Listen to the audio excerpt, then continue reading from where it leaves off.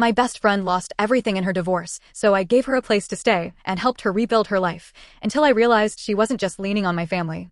She was quietly trying to replace me. My name is Sandra Young, and I live in Richmond, Virginia with my husband Paul Young and our daughter Helen.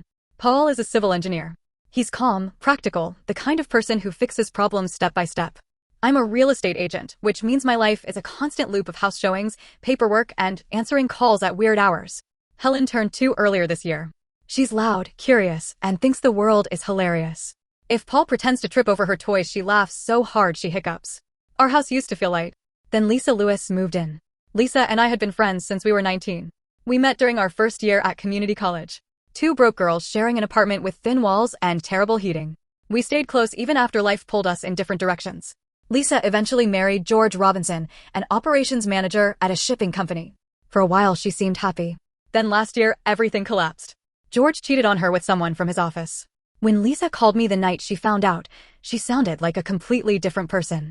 I don't have anywhere to go, she kept saying. She had quit her job as a pharmacy tech a few months earlier because of burnout. George kept the apartment. Her parents lived across the country. So I told her she could stay with us. Just until she got back on her feet. Lisa moved into our spare bedroom 2 weeks later. At first it worked. She helped with Helen. She cooked sometimes. If I came home exhausted from a showing, Lisa would already be sitting on the living room floor playing with Helen. Helen adored her immediately. Lisa once joked, "She's my little therapy baby." I laughed. At the time it sounded harmless. The first strange moment happened at a grocery store.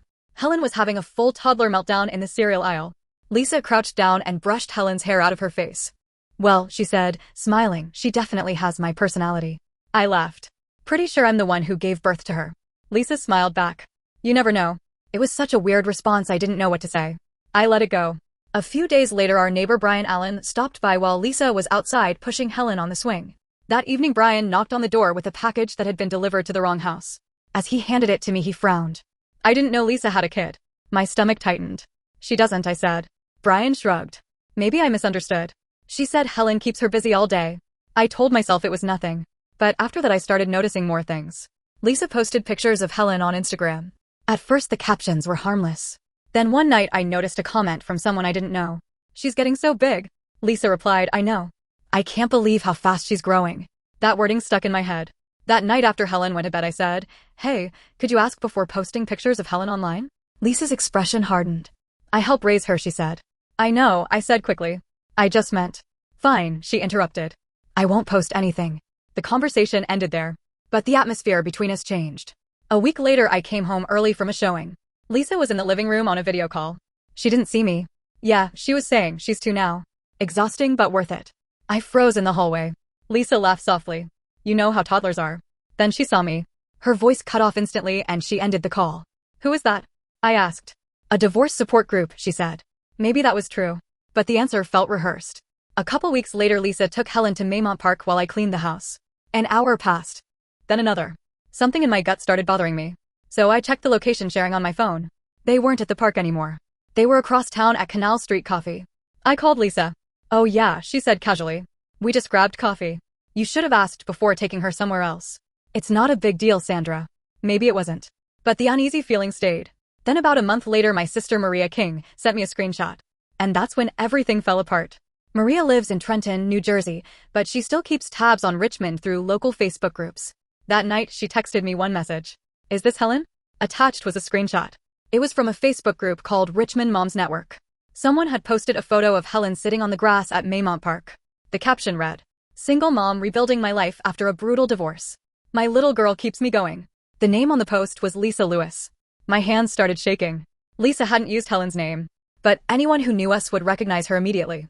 I stared at the screen for a long time. Then I walked down the hallway to Lisa's room. She was sitting on her bed scrolling through her phone. "Why are you posting my daughter in parenting groups and calling her your kid?" Lisa looked up slowly. "Oh," she said. That? It's just a support group," she said. "It helps people relate. You told them Helen is your daughter." Lisa shrugged. "It's easier that way." I felt my chest tighten. "You lied about my child. You're overreacting." "I am not overreacting." Lisa's voice sharpened. "You have no idea what divorce does to someone, Sandra. Those groups treat you differently if you say you have kids. So you decided to pretend mine was yours? It's not hurting anyone." That was the moment something inside me shifted. "It's hurting me," I said quietly. Lisa rolled her eyes. "You're acting like I kidnapped her or something." That sentence stayed in the air between us. Because suddenly, the thought didn't feel impossible anymore. The argument escalated fast. Lisa stood up. You're acting like I'm some kind of threat.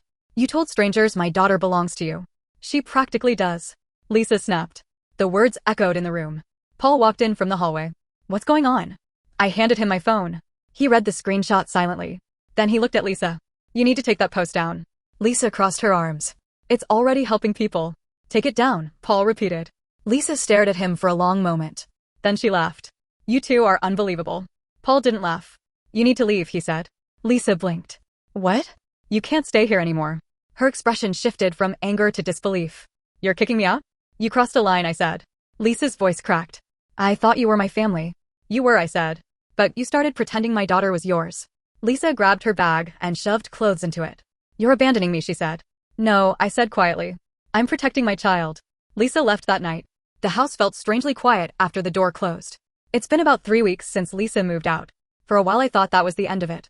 Then Brian knocked on the door again one afternoon. You okay? He asked. Yeah. He hesitated. I heard something weird. What? Lisa told someone at the coffee shop she used to have custody issues with her daughter. My stomach dropped. Her daughter. Helen. I blocked Lisa on everything after that. No calls. No messages. Nothing. But sometimes late at night I still think about those small moments. The grocery store comment. The Instagram captions. The video call. How natural it seemed for her to step into that role. And the truth that scares me the most is this. Lisa didn't seem embarrassed when I confronted her. She seemed convinced she was right. Paul says we did the right thing. Maybe we did.